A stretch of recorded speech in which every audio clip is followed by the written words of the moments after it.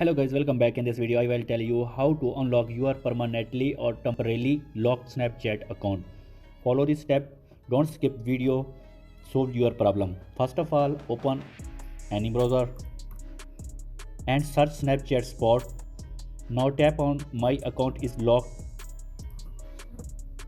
and tap on my account has been temporarily locked and permanently. Now tap on contact or spot team and scroll down and enter your Snapchat username and email and mobile phone number. Now tap on submit.